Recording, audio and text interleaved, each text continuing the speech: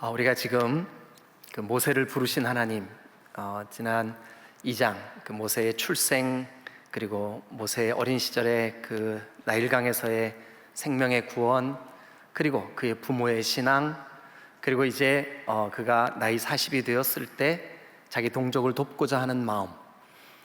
그런데 그 동족을 도우려고 이렇게 자기 동족들이 사는 곳에 갔을 때 애굽의 압제자들이 자기 동족을 괴롭게 하는 모습을 보고 의분이 일어나서 이제 그 애굽 사람을 쳐서 죽였는데, 그 일이 탄로가 되어 이제 살인자가 되어서 미디안 광야로 도망친 모세. 80년 동안 정말 정말 쓰임 받을만 했던 모든 장점들은 다 사라진, 정말 마른 막대기 같은 그런 나이 80이 되었습니다. 초라하게 그의 손에는 지팡이 하나 딸랑 들려 있고, 3장 1절을 시작할 때 우리가 이미 지난주에 보았듯이 자기 소유 하나 없이 장인의 양을 치는 나이 80의 노인, 그런 그에게 하나님께서 와 주셨습니다. 임재하셨습니다. 다가와 주신 거죠. 모세야, 바로에게 가라. 그리고 내 백성을 인도해라. 그런데 우리 생각에는 모세가 예 주님, 제가 여기 있습니다, 제가 가겠습니다, 이렇게 할 줄 알았는데, 모세가 이제 주님, 제가 도대체 감히 누구길래. 근데 이건 겸손이 아니었어요. 실제로 모세가 느끼고 있는 자기 자신에 대한 좌절감, 또 지난 40년 동안 동족이 나를 알아주지 못하는 것에 대한 그 쓴뿌리와 상처가 이 80의 노인의 깊은 아픔이 되어서 그의 발목을 붙잡고 있었던 거죠. 저는 못하겠습니다. 하나님께서 이렇게 대답해 주십니다. 내가 반드시 너와 함께 있을 거다.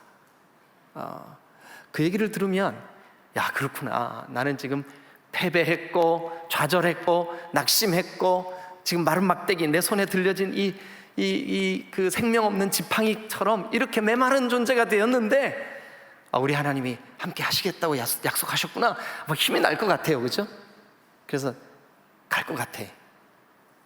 근데 모세가 하나님 앞에, 하나님, 그런데요, 사람들이 너를 보낸 하나님 누구냐라고 물으면 제가 대답할 말이 없어요. 제가 하나님에 대해서 너무 몰라요. 모세야, 나는 스스로 있는 자야. 자존하신다는 뜻이죠. 제가 그래서 설교할 때 모든 것이 다 원인이 있다 그랬어요. 만든 자가 있고, 또 이 만들어진 존재로, 심지어 우리가 숨쉬는 공기조차도, 우리 눈에 보이는 나무도, 풀도, 하늘도, 또 여러분 주변에 놓여 있는 의자도, 여러분 주변에 있는 사람도, 무엇 하나 스스로 존재하는 것은 없어요. 그런데 나는 스스로 있는 자야 라고 하는 말 속에는 내가 너와 그리고 너의 현재의 모든 상황들을 있게 한 하나님이야. 그 하나님이 어떻게 하셨어요? 내가 내 백성 이스라엘의 부르짖음을 듣고 그들의 고통을 보고, 그리고 그들의 간구를 다 알고 있어.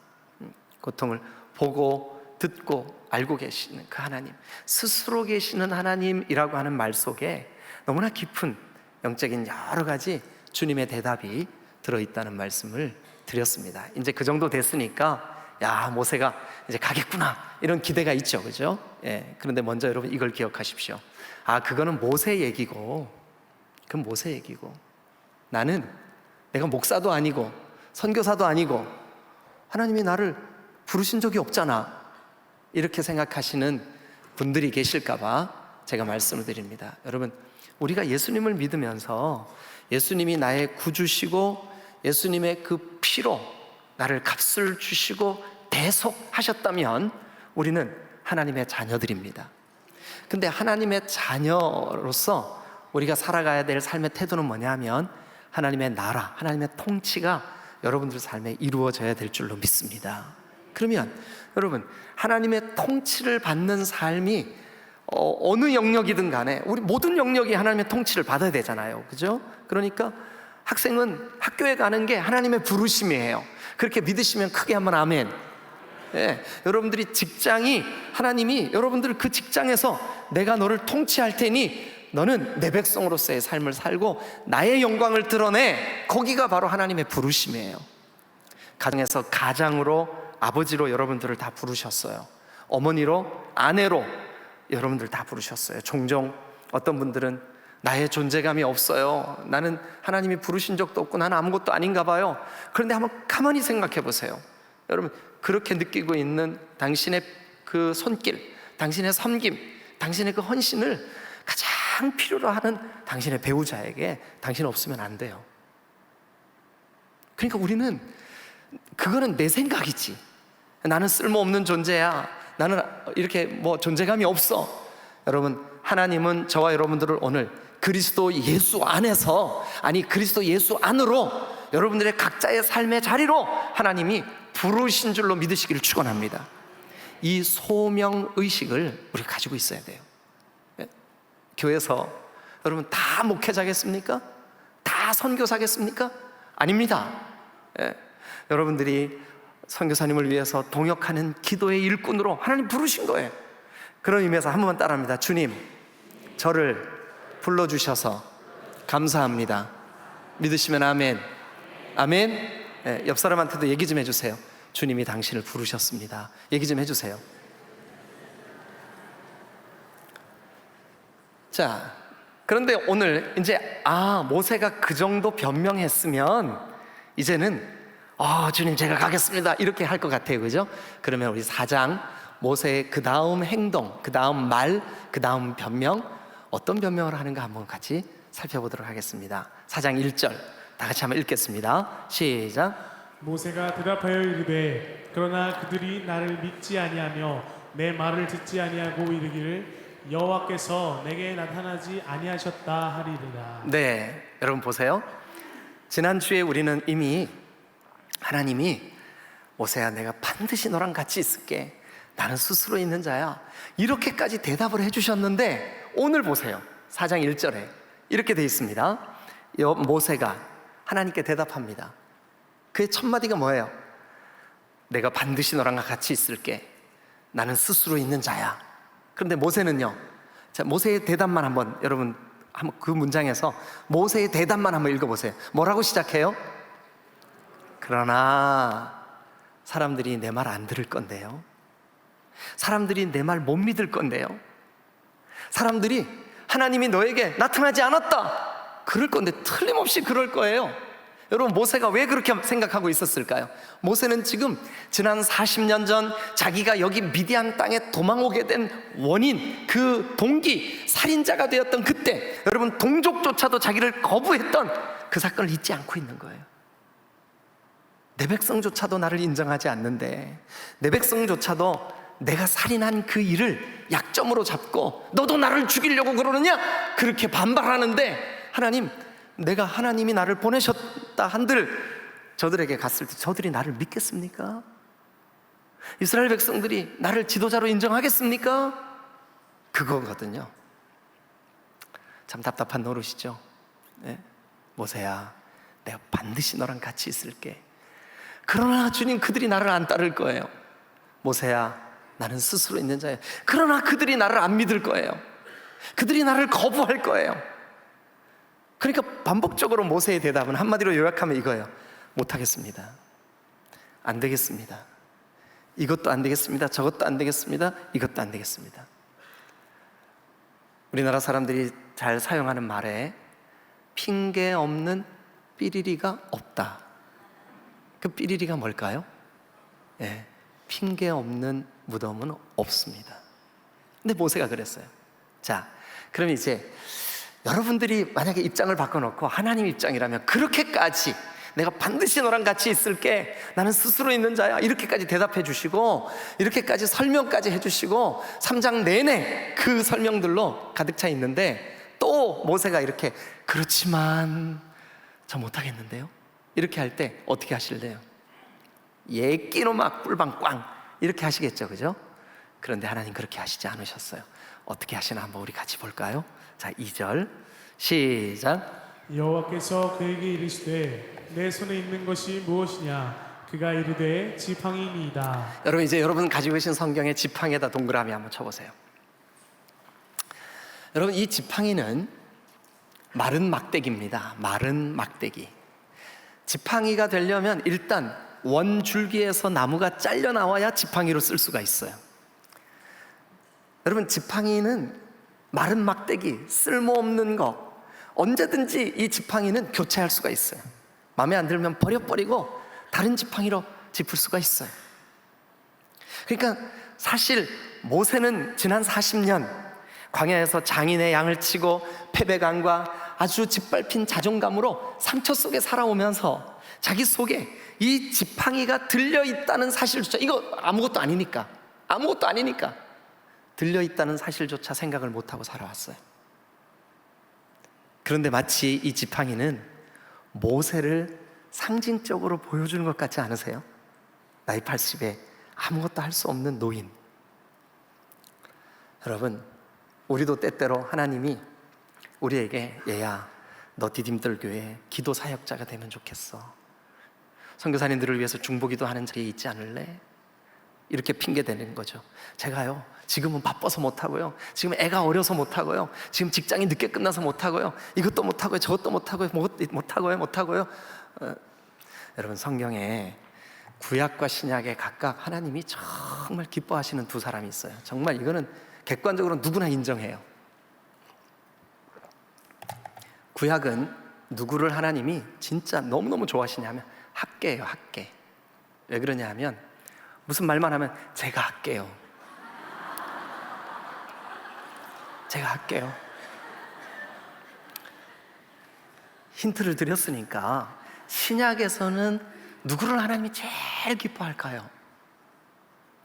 예? 여기서 정답 얘기했는데 누구냐 하면 삭개오예요. 삭개오. 왜 그러냐 하면 청년부 수련회 마쳤는데 임원들 누가 밥 한번 살래요? 제가 삭개오. 제가 삭개오입니다. 그 삭개오를 하나님이 너무 기뻐하세요. 여러분 모두가 학개오, 삭개오 되시기를 주님의 이름으로 축원합니다. 근데 모세는 지금 어때요? 저 못하겠는데요? 저 안 되겠는데요?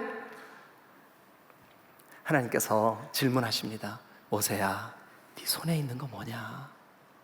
아무것도 아닙니다, 주님. 그런데 손에 틀림없이 들려 있어요. 뭐가 들려 있었을까요? 마른 막대기 하나.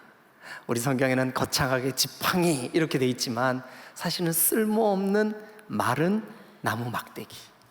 그렇죠? 그런데 하나님이 이렇게 말씀하십니다. 모세야, 너 그거 땅바닥에 내려놔봐. 자, 성경은 내 손에 있는 게 뭐냐? 예, 지팡이니이다. 3절 다 같이 시작. 여호와께서 이르시되 그것을 땅에 던지라 그랬어요. 근데 땅에 던지니까 그것이 뭐가 됐어요? 뱀이 됐어요. 뱀. 여러분, 이 성경에서도 나중에 이제 광야 생활을 하다 보면 원망하는 백성들에게 불뱀이 내려지는 사건이 있습니다.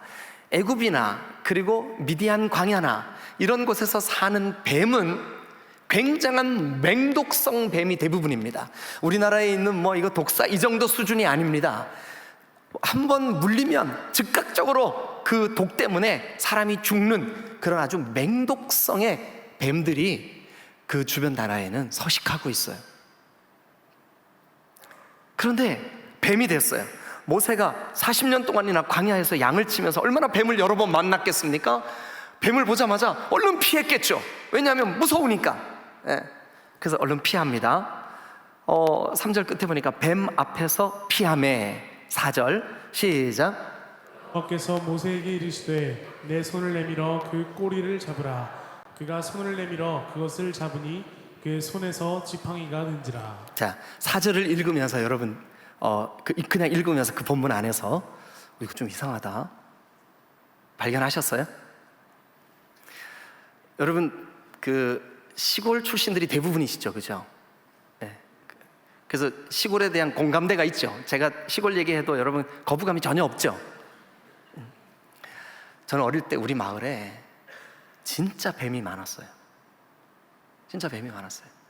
한 번은 제 아내하고 우리 애들 데리고 고향에 이제 데리고 갔는데 계곡에서 이렇게 놀고 있는데 계곡이 바위로 이렇게 이루어져 있는데 그 바위 위에서 뱀이 지나가다가 얘가요 브레이크가 파열돼 가지고 바위에서 굴러 떨어졌어. 근데 우리가 놀고 있는 그 머리맡에 뱀이 툭 떨어졌어요. 저희 아내가 거의 기절할 뻔했습니다. 저는 뱀이 너무 싫어. 나중에 한번 천국 가면 물어볼 거예요. 하나님, 창조물 중에 실패하신 거 있죠? 없다. 있는 것 같은데요? 없다 이놈아. 있어요. 뱀하고 쥐는 잘못 만드신 것 같아요. 쥐는 좀 예외를 시켜줘야 될 것 같아요. 왜냐하면 실험용으로 많이 쓰이니까. 근데 뱀은 제가 너무너무 싫어요. 근데 여러분, 뱀이 맹독성을 가진 뱀일수록 공격 성향이 강합니다. 그러니까 뱀은 그 본성 자체가 공격적이에요. 그래가지고 여러분, 뱀을 제일 위험하게 다루는 방법이 뭐냐 하면 꼬리를 잡는 거예요. 근데 하나님의 명령을 한번 들어보시자고요. 자, 다시 한번 읽어보시죠. 그 구절을 다 같이 시작. 여호와께서 모세에게 이르시되 네 손을 내밀어 어디를 잡으래요? 그 꼬리를 잡으라. 다시 한번 어디를 잡으래요? 꼬리를 잡으라. 에이, 하나님, 그 위험한 일을 제가 어떻게 합니까? 그랬겠죠. 그런데 지금 이 다급한 상황에서 모세가 선택할 수 있는 선택지는 없어요. 뭐냐면 지금 굉장히 놀랬겠죠, 그죠? 상황이. 그런데 하나님이 모세야, 그 뱀 꼬리 잡아라. 자기도 모르게 꼬리를 얼른 잡았어요. 그러면 꼬리를 잡는다는 건 뭐냐면 나무로 봐라. 근데 맹독성이니까 물리면 어떻게 돼요? 죽어요. 그런데 그 순간 하나님과의 대화 중에 있어요. 끊임없는 변명이 이루어지고 있어요. 그러니까 모세도 아마 이것저것 생각할 겨를이 없었을 거예요. 하나님이 명령하시니까 그냥 그대로 순종했을 뿐이에요. 그 엉겹결의 한 순종이라 할지라도 순종하여 뱀을 딱 잡는 순간, 뱀은 어쩌면 모세가 정말 지금 가장 두려워하고 있는, 쫓겨서 여기까지 오게 만든 바로의 권력일지도 모르겠어요. 우리가 핑계할 수밖에 없는 삶의 어떤 이유들일지도 모르겠어요. 하나님 보세요. 지금 우리가 사는 세상, 돈 없이 어떻게 삽니까? 그런데 돈을 목적 삼지 말고 하나님을 목적 삼으라고요? 말이 되는 말씀을 하셔야죠. 어떻게 우리 보고 그렇게 살으라고요? 그런데 하나님이 너 그 뱀 꼬리 잡아라. 딱 잡자마자 이 맹독성의 공격 성향이 큰 뱀이 딱 잡자마자 뭐가 됐을까요? 아무것도 아닌 것이 된 줄로 믿습니다. 그러면 하나님의 말씀 앞에 모세가 순종만 했을 뿐인데, 그 순종의 결과로 너는 태산 같은 문제라고 여겼던 그 문제가 아무것도 아닌 것이, 마른 막대기 같이 그냥 내가 붙잡아야만 쓰는 아무것도 아닌 것이 돼버린 거예요. 이 말씀을 믿으시기를 주님의 이름으로 축원합니다. 저는 이 말씀을 묵상하면서 중요한 두 가지 포인트가 있다고 생각이 들더라고요. 하나는 뭐냐 하면, 너는 진짜 아무것도 아니야, 마른 막대기 같아. 그런데 내가 붙잡고 쓰면 너는 내 도구가 될 수 있어. 이 메시지. 두 번째 포인트. 네가 두려워하는 내 백성 이스라엘이 너를 거부하는 그 거부감, 네 속에 있는 그 쓴뿌리와 상처, 과거에 여전히 매여있는 40년이 지나도 씻어지지 않는 그 아픔의 상처들, 너 그거 뱀처럼 너를 공격해온다 할지라도 내 말에 한번 순종해봐. 꼬리 잡어. 꼬리 잡았습니다. 아무것도 아닌 마른 막대기가 된 줄로 믿으시길 축원합니다. 여러분, 우리 딤돌교회 성도들 가운데 제가 너무 안타까워서 기도 제목을 듣고 있으면서도 민망한 그런 분들도 계세요. 반복적인 물질의 고통이 지난 수년 동안 그 가정을 괴롭게 하고 어려움을 준 가정도 있어요. 또 사람들과의 관계에 고통을 느끼면서 정말 하루에도 여러 번 교회를 떠나야지 하는 생각을 가진 분들도 있어요. 저도 사실 목사로서 안타깝고 어떤 답을 드려야 될지 모르는 그런 분들도 있어요. 그런데 여러분, 우리 단순하게 주님이 하라 그러신 그대로 모세야 꼬리 잡아라, 이러면 나 죽는데요? 이렇게 하지 말고, 여러분, 계속 변명만 하고 있는 모세가 그 순간은 어떻게 잡으란다고 그거를 잡으면 틀림없이 물릴 거 알면서 어떻게 확 잡았을까요? 자기도 모르게. 여러분, 우리도 모르는 사이 엉겹결에라도 순종하면 살 줄로 믿습니다. 우리가 주님이 주시는 말씀 앞에 순종하면 하나님이 우리를 통하여 그 맹독성 뱀처럼, 제가 그것을 증명해 드리기 위하여 사진을 한 컷 보여드리겠습니다. 여러분 한번 보세요. 이 사진을 보시면 아, 그렇구나. 여러분, 이것은 애굽에서 발견된 애굽의 왕이 죽을 때 그 시신을 덮어 쌌던 그 뭐라 그래야 돼요, 이거? 예, 그거예요. 그런데 거기에 이 왕의 왕권을 상징하는 짐승이 하나 새겨져 있어요. 뭘까요? 뱀이에요. 그러면 여기 본문에서도 우리가 적용할 수 있어요. 너 지팡이 던졌어요. 뱀이 됐어요. 꼬리 잡어. 그 꼬리 잡어 할 때 그 뱀은 누구를 상징한다고 우리가 알 수 있을까요? 그렇죠, 바로예요. 절대 권력이에요.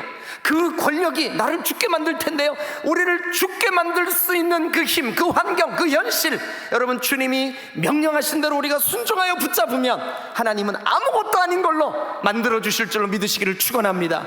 무엇 때문에 울고 계십니까? 무엇 때문에 한숨 쉬고 계십니까? 주님께 단순하게 우리 한번 순종해 보십시다.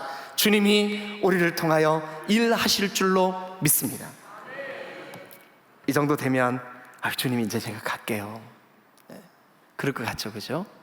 그런데 우리가 가지고 있는 이 성경에 이렇게 그 지팡이를 땅에 던져라, 꼬리를 잡아라, 또다시 지팡이가 되고, 이런 것, 기적을, 이런 이적을 베푸신 목적이 있어요. 5절입니다. 5절. 자, 5절이 뭐라고 시작하죠? 이는, 그렇게 시작해. 이는 동그라미 한번 쳐보세요. 그리고 이 이적을 보여주신 이유는, 모세에게 뱀을 그러니까 지팡이를 던져라, 뱀꼬리를 잡아라 하신 목적은 뭘까요? 다 같이 읽겠습니다. 시작. 이는 그들에게 그들의 조상의 하나님 곧 아브라함의 하나님, 이삭의 하나님, 야곱의 하나님 여호와가 내게 나타난 줄을 믿게 하려 함이라 하시고. 네, 저는 이거 모세에게 믿음 주시려고 이렇게 이 일을 하셨구나, 이렇게 생각했어요, 단순히. 그런데 여기 5절을 시작하는 이는, 그리고 그들에게 할 때 그들에게가 모세 한 사람에게면 뭐라고 말해야 맞을까요? 그에게 믿음 주시려고. 그래서 사실은 그 문장의 목적어가 뭐예요? 믿게 하려 함이라 하죠. 그죠? 이는, 이 기적을 주신 이유는 믿게 하려 함이라 하죠. 그죠? 근데 만약에 모세에게만 믿음 주시려고 했다면 이렇게 썼겠죠. 이는 그에게, 모세에게 믿게 하려 함이라, 이렇게 했겠죠. 근데 우리 성경을 보세요.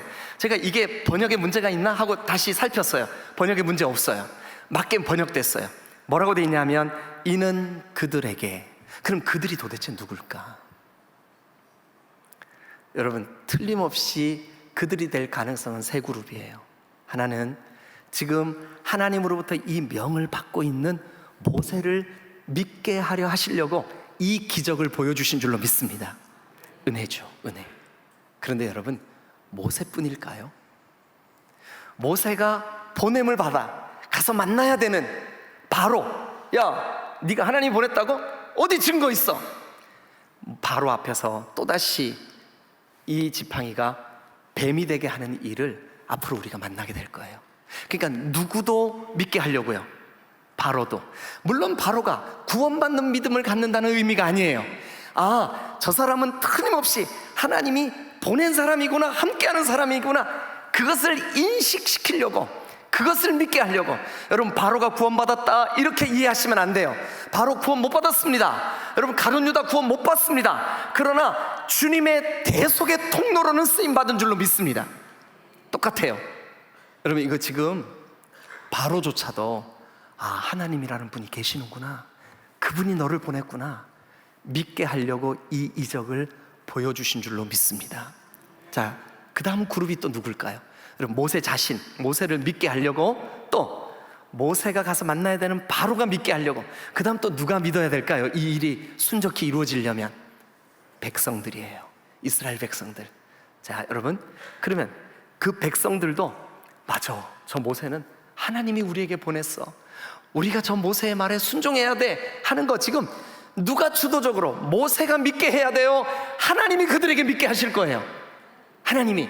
그러니까 여러분, 우리 앞에 놓여 있는 이 태산 같은 문제라 할지라도, 아니 뱀처럼 맹독성의 환경이라 할지라도 하나님께 순종하는 사람에게 앞길을 여실 줄로 믿으시기를 축원합니다. 하나님의 앞서 행하실 줄로 믿으시기를 축원합니다. 이 이적을 베풀어 주신 목적은 이는 그들에게 믿게 하려 함이라. 하나님의 살아계심을, 하나님의 존재하심을, 하나님이 모세를 보내셨음을, 하나님이 여러분들의 삶의 통치자심을 믿게 하려 하심이라. 할렐루야. 아멘, 아멘, 아멘. 자, 그리고 이제 그 다음 보시죠. 6절. 자, 시작. 여호와께서 또 그에게 이르시되 내 손을 품에 넣으라 하심에 그가 손을 품에 넣었다가 내어 보니 그의 손에 나병이 생겨 눈같이 된지라. 여호와께서 모세에게 명령합니다. 모세야, 네 손을 품에 한번 넣어봐라. 제가 아까 일부 예배 때 여러분들도 한번 해보세요 그랬더니 이거 품에 못 넣는 분들 있잖아요. 막 헷갈리시더라고요. 근데 당황하실까봐 여러분들에게나 해보라고 안 그럴게요. 제가 혼자 대표로 할게요. 품에 손을 넣었어요. 근데 손을 꺼냈어요. 자, 여전히 품에 손을 넣을 때도 이 손은 누구 거예요? 누구에게 붙어 있어요 지금? 모세 거. 근데 품에 넣었어요. 꺼냈는데 이 손이 어떻게 됐어요? 나병이 들었어요. 하얗게 곰팡이가 가득한 손이 됐어요. 나병은 불치병입니다. 고칠 수 없는 병입니다. 나병은 종종 죄를 상징하는 그런 병으로 우리에게 교훈되어집니다. 나병은 지금 이스라엘 백성들이 430년 동안 애굽에 살면서, 그리고 근래에 다른 정권이 일어나 종으로 전락하면서 노예가 된 이스라엘 백성들의 죄성, 그들이 우상 숭배를 지금 자연스럽게 하나님의 백성으로 하나님을 경외하고 하나님을 예배하고 하나님을 섬겨야 되는데, 그들 속에 지금 애굽의 문화, 애굽의 종교, 애굽의 그 왕의 명을 따를 수밖에 없는 병든 내 백성을 상징적으로 보여주는 거예요. 품에 넣었어요? 꺼냈어요. 그들이 나병이 들었다 할지라도, 그들에게 이 산적한 문제가 아무리 크다 할지라도, 그것이 불치병이라 할지라도 여전히 이 손은 누구 손일까요? 모세야, 내 백성이야. 내 백성이야. 여러분, 솔직히 우리가 교회에서 함께 교제하고 목장에서 함께 교제하고 또 성가대에서 혹은 뭐 여러 기관에서 함께 교제할 때 여러분들의 마음을 아프게 하는 지체 있어요, 없어요? 여러분들에게 상처되는 지체 있어요, 없어요? 있어요. 저도 있어요. 저도. 아니, 저는 없어요. 여러분 모두가 저에게는 은혜예요. 네. 주님, 제가 거짓말했습니다. 사실 저도 저분이 왜 저러지? 이런 분이 있어요. 그런데 여러분, 품에 손을 넣었다 꺼내서 내 손이 나병이 들었어도 이 손은 누구 걸까요? 내 손이에요. 그래서 여러분, 그 고백해야 됩니다. 우리가 기관의 모임을 가질 때, 목장의 모임을 가질 때, 내가 가까이 하기엔 너무 먼 당신이라도, 노래 따라 하시지 마세요. 가까이 하기엔 너무 먼 당신이라도 내 지체군요. 내가 사랑할 수밖에 없는, 모세에게는 나를 거부하는 저 사람들조차도 하나님은 지금 나와 동족이라고, 아브라함의 후손이라고, 내 형제라고, 부담스러워도 네가 감당해야 될, 네가 도와야 될. 여러분, 그런데 품에 다시 나병이 들었어요? 하나님 명령하세요. 다시 넣어봐. 꺼냈어요? 어떻게 됐을까요? 깨끗하여진 줄로 믿습니다. 주님 품 안에 들어갔다 나오면, 아니 주님이 우리를 품어주시면, 여러분 불치의 병이라 할지라도 그것이 죄로 오염된, 도저히 하나님 앞에서 씻어질 수 없는 우리의 죄의 질병이라 할지라도 주님 우리를 씻어 정결케 하실 줄로 믿으시기를 축원합니다. 할렐루야. 그런데 그래도 모세가 그 표정이 하나님 보실 때 아직도 좀 밝게 펴지지 않아서 뜨뜻름해. 하나님이 모세에게 또다시 말씀하십니다. 8절 시작. 여호와께서 이르시되 만일 그들이 너를 믿지 아니하며 그 처음 표적의 표징을 받지 아니하여도 나중 표적의 표징은 믿으리라. 그리고 이제 세 번째 표적을 또 보여주시는 거예요. 이것을 또 행하시는 거죠. 세 번째 시작. 그들이 이 두 이적을 믿지 아니하면 네 말을 듣지 아니하거든. 너는 나일 강물을 조금 떠다가 땅에 부으라. 네가 떠온 나일 강물이 땅에서 피가 되리라. 여러분, 애굽 사람들은 나일강을 생명의 근원이라고 믿었어요. 실제로 나일강 주변에 범람했을 때 그 진흙벌을 주변에 있는 아주 그 밀밭 아주 끝없이 펼쳐. 제가 밤기차를 타고 룩소르라는 곳에서부터 그 이집트의 그 나일강을 쭉 끼고 야간 열차를 탔는데요. 정말 아침에 이제 먼동이 그 기차 안에서, 그 침대 기차인데 기차 안에서 먼동이 저기 이렇게 쭉 떠오르는데 무슨 바다 같아요. 밀밭이에요. 끝도 보이지 않는. 그런데 저 끝에서 태양이 이렇게 올라오는데 전부 다 밀밭이에요. 근데 그 밀밭에 물을, 이 나일강 물을 대는 거예요. 그리고 해마다 이게 우기 때 장마가 지면서 범람을 해가지고 그 기름진 뻘을 그 넓은 밀밭에 쫙 펼쳐지니까 이 밀농사가 해마다 풍년인 거예요. 그러니까 애굽 사람들의 입장에서 볼 때는 저 나일강이 생명의 젖줄이요, 우리를 먹여 살리는 강이요. 그리고 피 또한 그래요. 피는 여러분 생명의 근원이라고 믿는 고대 근동에 이집트도 그렇고 이스라엘도 그렇고 그렇게 믿는 신앙이 있었어요. 그런데 여러분, 그 나일 강물을 떠다가 그 나일 강물이 피도 되게 하고 그 나일 강물을 이적을 베풀고, 자 그러면 이제 모세와 또 모세 자신뿐만 아니라 이 이적을 보는 사람들은 아, 생명의 근원이 나일강이 아니라 이 명령을 내리시는 하나님이시구나 깨닫게 될 줄로 믿습니다. 이제 여러분, 저는 오늘 일부 예배 때는 10절부터 17절도 제가 말씀을 다 전했는데 시간이 너무 많이 갔습니다. 그래서 이 정도로 말씀을 정리하고 마치겠습니다. 반복되는 모세의 변명 앞에 심지어 나중에 최종적으로는 주여 18절, 13절 보낼 만한 자를 보내세요. 나 말고 다른 사람 보내세요. 예? 제 친구 선교사님이 우크라이나에 선교 나가 계시는데 지금 잠깐 들어왔는데 기회 되면 우리 교회 한번 모실 건데요. 근데 그 선교사님이 신학교 다닐 때 대학 부흥회를 우리 대흥 침례교회에서 우리 같이 대학 부흥회를 했어요. 근데 그 중학교 동기생인데 둘이 같이 침례신학대학을 들어왔어요. 근데 그 중에 한 목사님이 요 도안터널 건너에 있는 나상진 목사님이에요. 그런데 이분이 어려서부터 소아마비를 알아가지고 자기는 선교사로는 도저히 갈 수 없는데 그 부흥회 때 그때 홍정길 목사님이 오셔서 설교를 하셨어요. 얼마나 마음에 감동이 되는지 자기가 주님 제가 여기 있습니다, 나 선교사 가겠습니다 하고 싶은 마음이 막 굴뚝같이 솟아오르더래요. 그런데 자기 사정을 보니까 도저히 갈 수가 없어. 그래가지고 우리 이 찬양 같이 합시다. 주님 내가 여기 있사오니 나를 보내소서. 이 찬양 하는데 주님 얘가 여기 있사오니 얘를 보내소서 이렇게 찬양을 했대요. 그 간증을 하더라. 그래서 얘를 보내소서 한 그 친구는 지금 우크라이나에 선교사로 가 있고 선교사로 가 있고. 여러분, 모세가 지금 그러고 있어요. 반복되는 변명 못하겠습니다. 근데 주님이 해라. 안 되겠는데요? 그래도 해라. 여러분, 주님은 오늘 저와 여러분들에게 이번 한 주 여러분들의 삶의 현장에 그리스도 예수 안에서 여러분들을 부르신 부르심이라면 힘있게 승리해라. 죄와 싸워 이겨라. 거룩한 삶 살아라. 하나님의 통치를 받아들여라. 아유 주님, 내가 사는 현실을 좀 보세요. 제가 어떻게 승리하라 그러세요? 직장이 이렇게 바쁜데요. 여기서 어떻게 그리스도의 빛을 비추라고요? 그러나 주님은 우리에게 말씀하십니다. 네가 가서 네가 그리스도의 향기가 돼. 우리 이렇게 고백하십시다. 주님, 저는 안 되고요, 보낼 만한 자를 보내주세요. 그렇게 하지 마시고 주님 제가 여기 있습니다.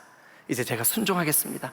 단순하게 순종해도 맹독성의 바로조차도 마른 막대기처럼 되게 하시겠다는 그 거룩하신 하나님의 약속, 우리가 믿고 의지함으로 이번 한 주 믿음으로 승리하는 여러분 되시기를 주님의 이름으로 축원합니다. 할렐루야. 기도하시겠습니다.